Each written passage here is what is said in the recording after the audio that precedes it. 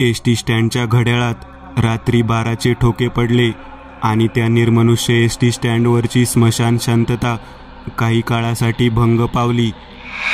नुकतीच वादळी पावसाची एक सर पडून गेली होती. पुढची सर पडायच्या आधी निसर्गाने थोडी विश्रांती घेतली होती. आज अमावस्या होती.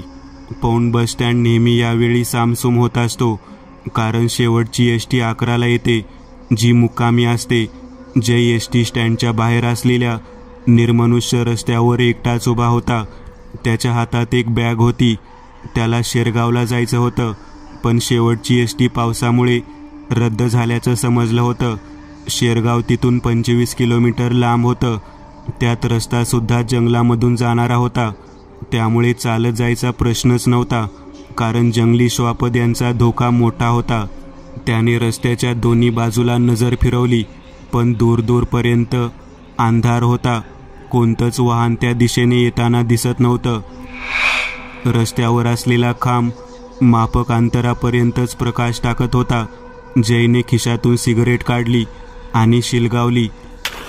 सिगरेटचे झुरके मारत तो तिथेच एरझाऱ्या मारू लागला.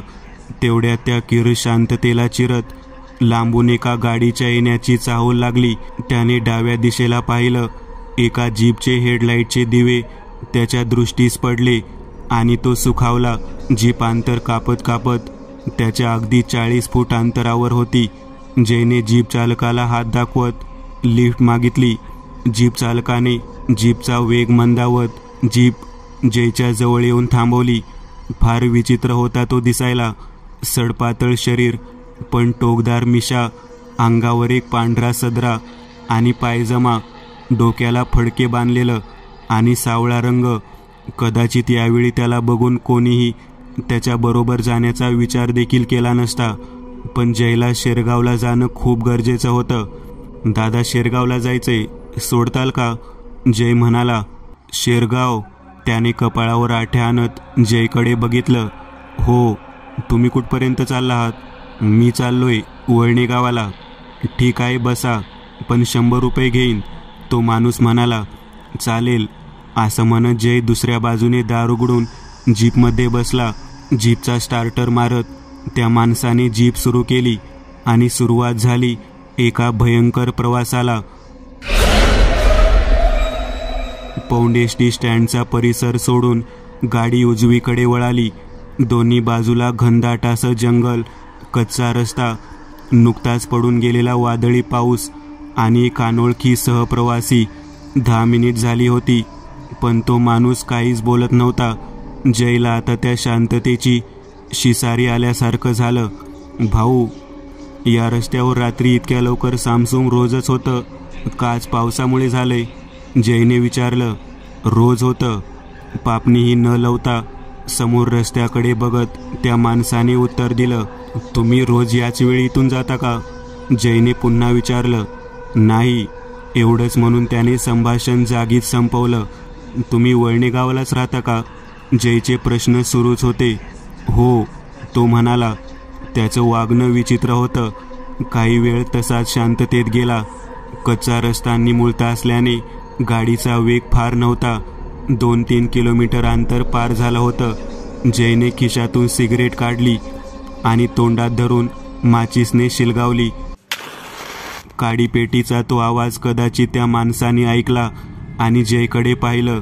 इतका वेळ चेहरा पाषाणासारखा असलेला त्या माणसाच्या चेहऱ्यावरचे हावभाव एकदम बदलले. अनाहूत भीती त्याच्या चेहऱ्यावरून ओसंडून वाहू लागली आणि तो जयच्या अंगावर खेकसला. अरे, काय करतोयस? विझवती सिगरेट आधी, नाहीतर उतर इथंच. जय दचकलाच. त्याने सिगरेट विझवली आणि परत पाकिटात ठेवली. काय झालं? जयने चमकून त्याला विचारलं. विझलेली सिगरेट बघून त्याचा पाराही आता उतरला होता. काय झालं म्हणजे? तुला कोणी सांगितलं नाही का या भागातल्या भयंकर गोष्टींबद्दल? त्यात आज दिवस कोणता ते तरी माहीत आहे का? तो माणूस पुन्हा एकदा खेकसला. नाही माहिती. काय घडलं इथं? जयने घाबरत विचारलं. अरे, खूप बेकार जागा आहे ही. त्यात आज सर्वपित्री अमावस्या. खूप भयंकर जागा आहे ही. इथं पिशाच्यांचा मुक्त वावर असतो. आज भयंकर गोष्टी घडतात या रस्त्यावर. बोलता बोलता तो मध्येच थांबला आणि करकचून ब्रेक मारत त्याने गाडी रस्त्याच्या मधोमध थांबवली. इंजिन चालूच होतं. काय झालं? जय त्याच्याकडे बघत विचारतच होता. श्श्श असं म्हणत त्याने जयला शांत राहायचा इशारा केला आणि समोर रस्त्यावर बोट दाखवलं. जयने समोर बघितलं. रस्त्याच्या मधोमध अंधारात कोणीतरी पाठमोरं उभं होतं. गाडीच्या हेडलाईटचा प्रकाश त्याच्यापर्यंत पोचू शकत नव्हता. फक्त तो एक पुरुष आहे एवढंच कळत होतं. जयच्या अंगावर भीतीने काटा आला. खिडकीची काच व्यवस्थित लावून घे. कपाळावर आलेला घाम सदऱ्याच्या बाहीला पुसत तो जयला म्हणाला. त्याने गाडी गिअरमध्ये टाकली आणि झटका देत क्लच सोडून एक्सलेटरवर पाय रोवला. गाडी वेगाने त्या रस्त्याच्या मधोमध उभ्या असलेल्या माणसाच्या दिशेने सुटली. पण जेव्हा गाडी त्याला उडवेल असं वाटत असताना अचानक तो कुठं नाहीसा झाला हे कळलंच नाही. गाडीने वेग घेतला. थरथरत जय मागे वळून बघणार होता. मागे बघू नकोस. तो माणूस पुन्हा जयवर खेकसला. जय दचकून पुढे बघू लागला. काय होतं ते? जयची भीतीने भंबेरी उडाली होती. माणूस तर नक्कीच नव्हता. तो म्हणाला, नक्की काय गोड आहे या जागेचं? जयने विचारलं. ते नाही माहिती. दिवसा पण लोक एकटी दुकटी जात नाही तिथून. इथं घडलेल्या घटना अनुभवलेले फार कमी लोक जिवंत आहेत आणि जे जिवंत आहेत त्यातले कोणी वेडे झाले तर काही कायमचे मुके झाले. अमावास्येच्या रात्री इथून शक्यतो लोक एकट्याने जायचं टाळतात. बऱ्याच अफवा आहेत त्या रस्त्याबद्दल. जुनी लोक म्हणतात की शेकडो वर्षापूर्वी इथं आदिवासी जमात राहायची. त्यांच्या कलपुरुषाचा कोप होऊन ती जमात लुप्त झाली. एक एक करत सगळी माणसं मेली. तेव्हापासून दर अवसेला इथं अशा या भयंकर घटना घडतात ज्याची कोणी कल्पनाही करू शकत नाही. त्यामुळे अवसेलाच काय पण इतर दिवशी इथले आसपासच्या गावचे लोक सूर्य मावळल्यानंतर बाहेर निघत नाहीत. तो माणूस सांगत होता. बापरे, पण मग हे सगळं माहीत असून तुम्ही आज इतक्या रात्री बाहेर कसे? जयने विचारलं. मला शोक नाहीये. माझे वडील आजारी आहेत.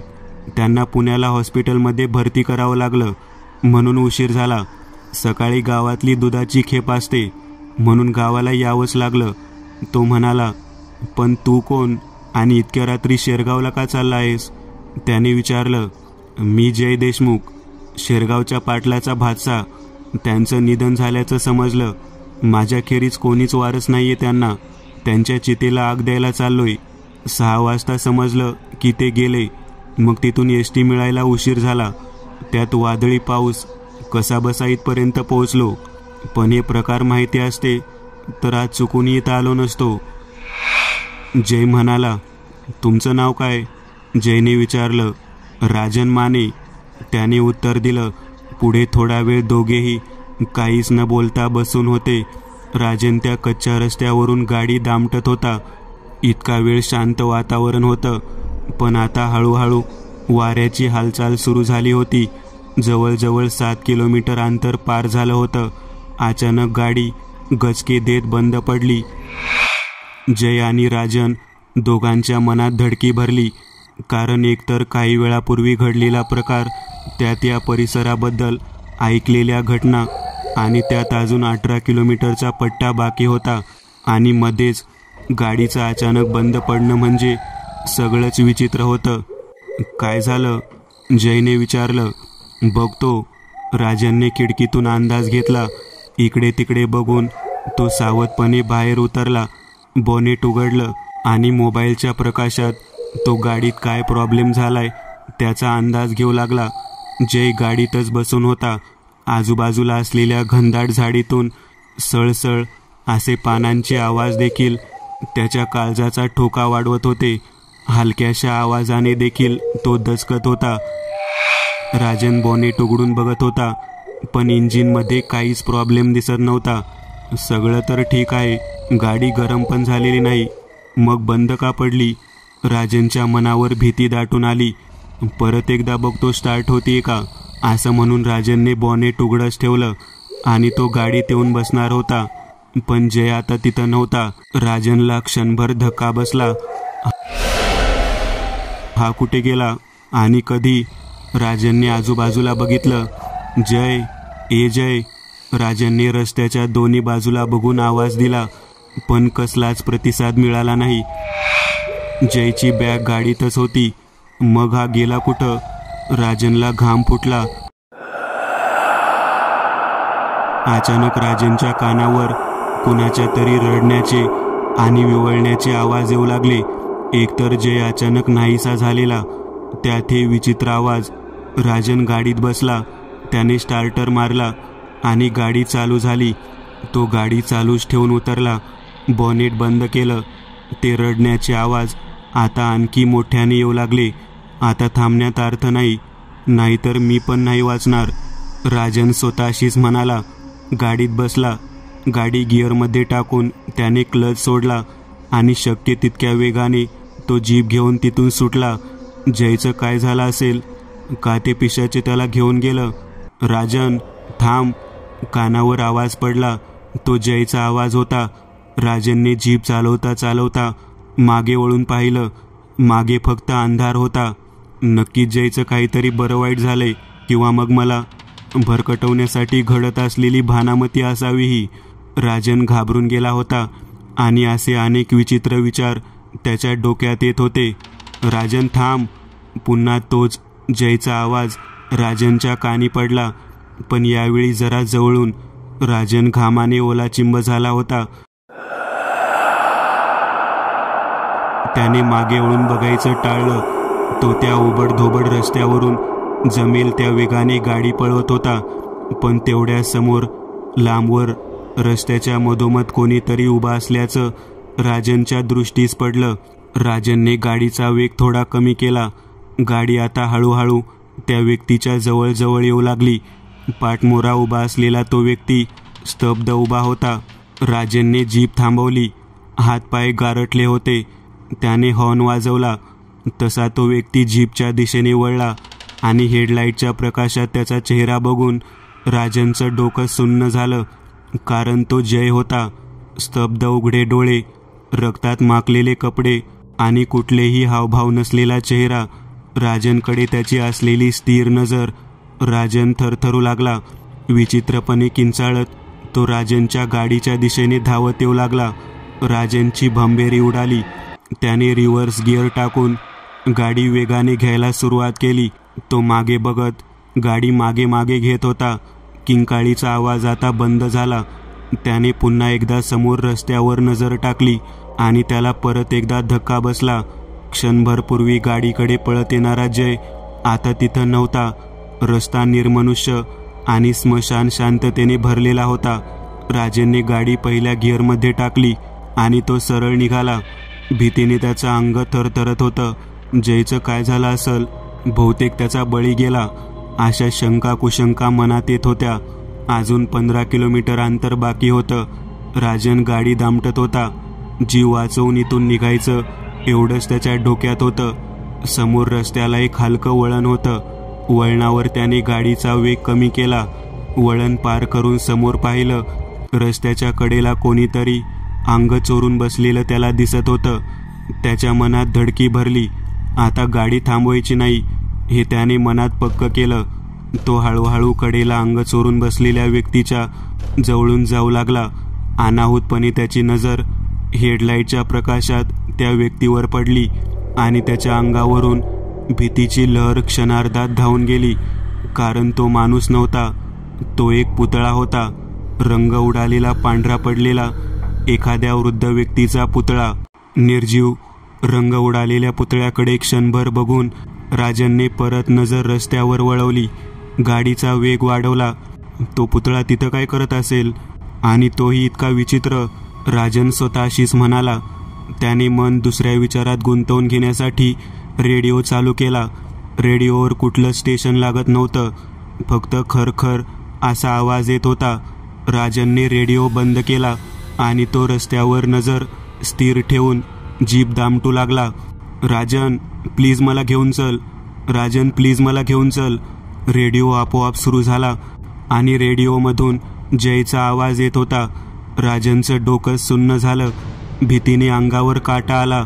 त्याने रेडिओची बटन दाबून रेडिओ बंद करायचा प्रयत्न केला. राजन, रेडिओ बंद नको करूस, मला घेऊन चल, नाहीतर तू पण माझ्याकडे ये. जयचं बिभत्स हास्य ऐकून राजनच्या काळजाचा थरकाप उडाला.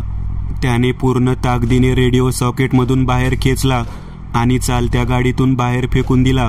तो त्याचं हृदय सावरतच होता. अजून 12 किमी अंतर बाकी होतं.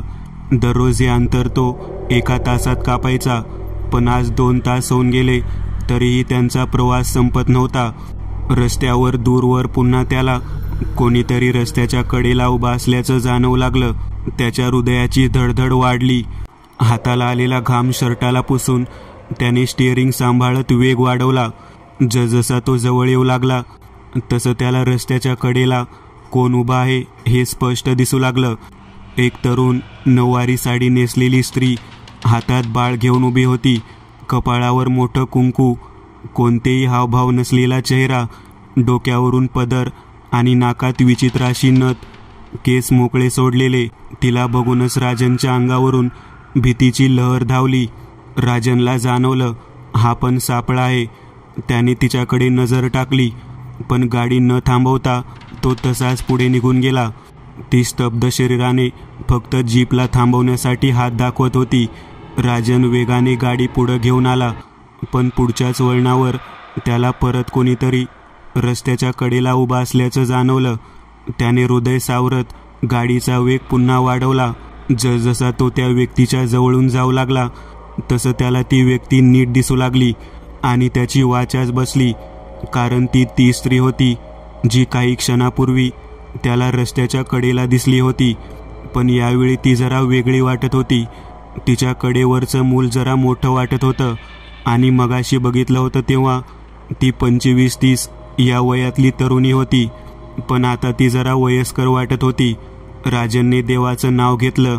ती गाडीला हात दाखवत राहिली, पण राजनने पटकन गाडी तिच्या समोरून पळवली. त्याला घाम फुटला होता. काहीच विचार करण्याच्या परिस्थितीत तो नव्हता. त्याने मागे वळूनही पाहिलं नाही. तसाच तो थोडा पुढं आला. अगदी 100 मीटर अंतर पार केला असेल. दूरवर पुन्हा कोणीतरी स्त्री उभी असल्याचा आभास त्याला होऊ लागला. जसजशी गाडी जवळ आली, हेडलाईटच्या प्रकाशात खूप विचित्र दृश्य त्याने पाहिलं. कारण रस्त्याच्या कडेला नऊवारी साडीत एक म्हातारी उभी होती. तिच्या बखोटीला एक पोर होतं. त्या म्हातारीचा चेहरा अगदी त्या मुलीच्या चेहऱ्याशी मिळता जुळता होता. म्हणजे ती तरुणी म्हातारी झाल्यावर अगदी अशीच दिसेल. ती जीपला हात करत उभी होती. राजनने गाडी न थांबवता पुढे नेली. तशी त्या म्हातारीची किंकाळी कानाचे पडदे फाडत राजनच्या कानावर आदळली. तिचं विव्हळणं राजनच्या कानाचे धडे बसवत होते. राजनने स्वतःला सावरत गाडी वेगात पुढे नेली, अगदी तिची किंकाळी बंद होईपर्यंत. तिची किंकाळी पूर्णपणे बंद झाली होती. थोडा पुढं आला आणि त्याने मागे वळून पाहिलं. आता तिथं कोणीच नव्हतं.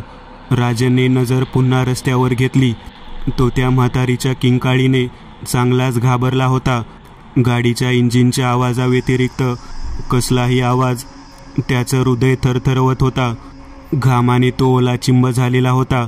मृत्यू कधी कुठल्या मार्गाने येईल हे सांगता येत नव्हतं. काही अंतर असेच पार पडलं. रस्ता त्याच्या रोजच्या येण्या जाण्याचा होता. मैलाचा दगड आता त्याला 8 किलोमीटर बाकी असल्याचं सांगत होता. पुढं रस्त्यावर एक छोटंसं वळण होतं. त्याने गाडीचा वेग कमी करत ते वळण पार केलं.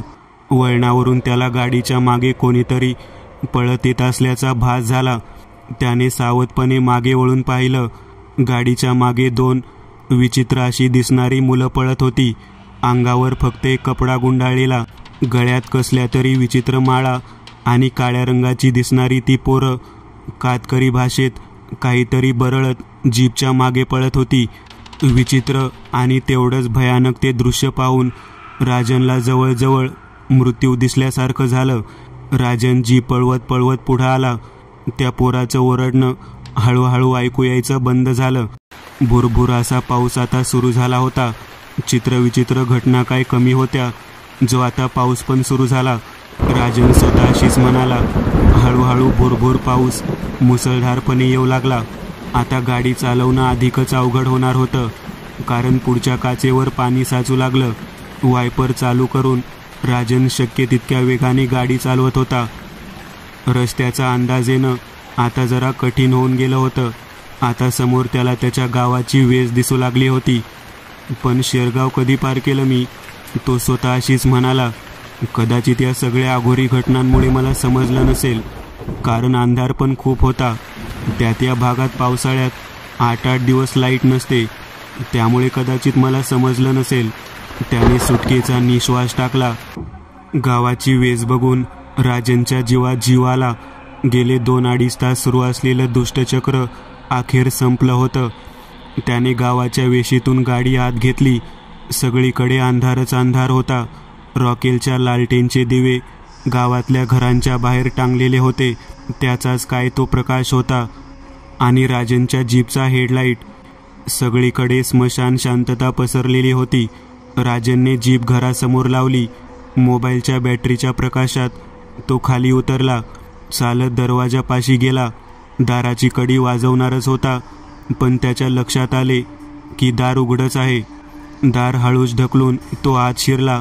बाहेरची खोली रिकामी रिकामी दिसत होती. तो पाणी पिण्यासाठी स्वयंपाक खोलीत गेला, पण रोजच्या जागी असलेला पाण्याचा माठ तिथं नव्हता. सुमित्रा, ए सुमित्रा, त्याने बायकोला आवाज दिला, पण कसलाच प्रतिसाद मिळाला नाही.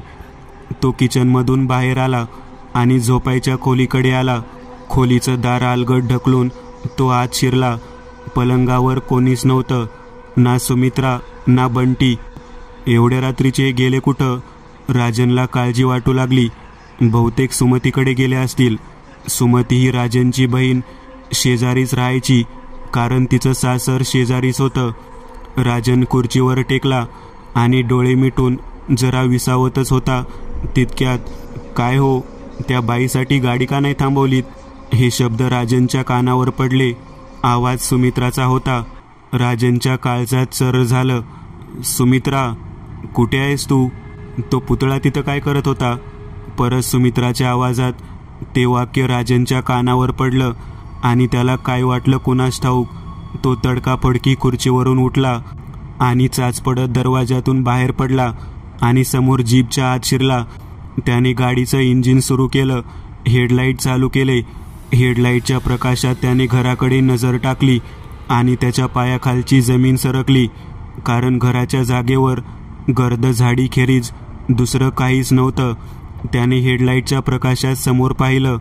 समोर त्याच सुनसान अंधाऱ्या रस्त्याखेरीज दुसरं काही नव्हतं. परत रस्त्यावरच असल्याचं त्याच्या लक्षात आलं. गाव, घर हा सगळा फक्त एक भ्रम असल्याचं लक्षात येताच त्याने दुष्टशक्ती त्याच्या मेंदूशी खेळत होती. त्याने गाडी गिअरमध्ये टाकली आणि जीवाच्या आकंताने तो गाडी पळवू लागला. ही धावपळ कधी संपणार असा विचार त्याच्या मनात येत होता. तो जमेल त्या वेगाने गाडी दामटत निघाला. हेडलाईटच्या डिप्परच्या प्रकाशात त्याला रस्त्याच्या कडेला उभी एक बस लांबून दिसली. त्याच्या पोटात गोळा उभा राहिला. त्या दिशेला बघायचंही नाही आणि पटकन गाडी सुसाट न्यायची हे ठरवून त्याने गाडी टॉप गिअरमध्ये टाकली. बस आणि त्याच्या गाडीतलं अंतर कमी कमी होत होतं. राजनची जीप बसच्या बाजूने जाऊ लागली. न राहवत त्याची नजर बसच्या दिशेला पडली आणि एक भयंकर दृश्य त्याच्या नजरेस पडलं. बसच्या आतून प्रचंड दुर्गंध येत होता. बसच्या आत लाईट चालू होती आणि त्याच प्रकाशात त्याला बसमध्ये दाटीवाटीने बसलेली, अर्धवट जळालेली, रक्तात माखलेली शरीरं दिसली. राजनला आठवलं, 5 वर्षापूर्वी लग्नाचं वराड घेऊन माणगावला निघालेली बस याच रस्त्यावर अचानक पेटली होती. सगळी वराडी मंडळी जळून होरपळून मेली होती. राजनच्या काळजाचा ठोका चुकला. जीप त्या बसच्या जवळून जाताच त्या बसमधील अर्धवट जळालेली शरीर खिडकीशी येऊन जीपकडे बघत किंकाळ्या फोडू लागली, विवळू लागली.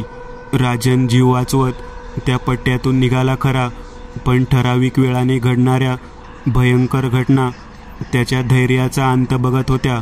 आता अंतर 6 किलोमीटर बाकी होतं, पण तरीही ते 600 किलोमीटर इतकं दूर वाटत होतं. राजन, ए राजन, कुठं गेलास मला सोडून? अरे मी तिथंच थांबलोय तुझी वाट बघत. जयचा आवाज अचानक राजनच्या कानावर पडला आणि त्याच्या घशाला कोरडच पडली. हातपाय थरथरू लागले. त्याला तो रस्ता आणि तो प्रवास आता नको नको झाला होता. थोड्या वेळातच उरावडी गावाचं वळण दिसू लागलं. तिथं रस्ता अगदी 90 अंशात वळणारा होता. गाव हे मुख्य रस्त्यापासून बरंच आत होतं. वळणाच्या भागात रस्ता गर्द झाडांनी वेढलेला होता. राजनने गाडीचा वेग थोडा कमी केला. वळण पार करून राजनने समोर पाहिलं. त्याच्या विचारशक्तीच्या पलीकडचं होतं ते, कारण त्याच्या उजव्या बाजूला पौंडचा एसटी स्टँड त्याला दिसत होता. आजूबाजूला झाडांच्या जागी एसटी स्टँडच्या आसपासच्या इमारती दिसत होत्या. जणू काही तो परत पौंड गावात आला होता. पण हे कसं शक्य आहे? मी तर उरावडे गावाजवळ आहे. मग मी परत पौंड एसटी स्टँडवर कसा? हा विचार मनात येतच होता. तितक्यात त्याला एसटी स्टँडच्या रस्त्याच्या कडेला उभा असलेला जय दिसला. सिगरेट ओढत उभा राहून तो राजनच्या जीपकडे बघत स्मित हास्य करत होता. अगदी तोच क्षण राजन पुन्हा अनुभवत होता, ज्यावेळी त्याने जयला लिफ्ट देण्यासाठी गाडी थांबवली होती. त्याने घड्याळात बघितलं आणि त्याच्या डोळ्यांवर विश्वास बसला नाही. कारण घड्याळात जिथं काही क्षणापूर्वी 2:30 वाजले होते, तिथं आता परत रात्रीचे 12 वाजलेले दिसत होते. जय गाडीला हात करत होता. राजनने गाडी थांबवली नाही. जयकडे ओझरतं बघत तो सरळ निघून गेला. त्याने थोडं पुढं येऊन मागे वळून बघितलं आणि त्याच्या विचारशक्तीला धक्का बसेल असं दृश्य दिसलं. कारण मागे एसटी स्टँड नसून फक्त गर्द झाडी आणि सुनसान रस्ता होता. जय पण आता तिथं नव्हता. राजनने पुन्हा समोर बघितलं. तो वेगाने गाडी पळवत होता. आता थोडंच अंतर बाकी होतं. रस्ताही थोडा बरा होता. शेरगावची वेस समोर दिसत होती. तिथून 3 किलोमीटर पुढे वळणे गाव होतं. शेरगावची वेस ओलांडून राजन वळणे गावाच्या जवळ येऊन पोहोचला होता. समोर वळणे गाव दिसू लागलं होतं. गावाची वेस ओलांडून राजनला आता थोडा धीर आला होता. रात्रीचे 3 वाजले होते. आता आपण सुरक्षित आहोत हे त्याला कळून चुकलं. इतका वेळ जाणवणारी नकारात्मक ऊर्जा अचानक नाहीशी झाली होती. गावात प्रवेश केल्या केल्या उजवीकडं जाणाऱ्या कच्च्या रस्त्यावर वळून अर्धा किलोमीटर अंतरावर राजनचं घर होतं. तसं त्याने उजवीकडे गाडी वळवली. रस्त्याच्या कडेने चालत जाणारा एक म्हातारा त्याला दिसला. मागून येणारा गाडीचा आवाज म्हाताऱ्याने ऐकला आणि त्याने गाडीला हात दाखवला. राजनच्या ओळखीचा नव्हता, पण तो आता शापित रस्ता संपला आहे, त्यामुळे आता धोका नाही असं त्याला वाटलं. त्याने गाडी थांबवली. बाळा, जरा थोडं पुढपर्यंत सोडतोस का? म्हाताऱ्याने विचारलं. हो मामा, त्यात काय, बसा की. म्हातारा दार उघडून आत बसला. राजनने गाडी गिअरमध्ये टाकली. एवढ्या रात्रीचा कुठून येतोयस बाळा? तुला माहिती नाही का आज आवस आहे? त्यात पौंड शेरगाव रस्त्याबद्दल ऐकलं नाहीस का तू? म्हातारा म्हणाला. काय सांगू मामा, वडील इस्पितळात होते, तिथून निघायला उशीर झाला असं म्हणत पूर्ण प्रवासाचं वर्णन करून त्याला सांगितलं. बापरे, देवाची कृपाच म्हणून वाचलास बाबा. लय बेकार आहे तो रस्ता. पण ती बाई कोण असेल जी कडेवर पोराला घेऊन उभी होती?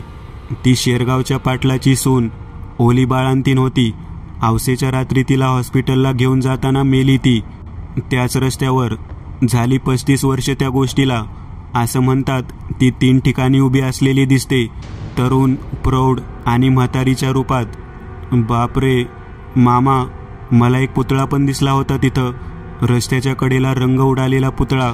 राजन रस्त्यावर बघत म्हणाला. समोर त्याचं घर त्याला लांबून दिसत होतं. कोणता पुतळा? हाच का जो तुझ्या गाडीच्या मागच्या सीटवर आहे? म्हातारा म्हणाला.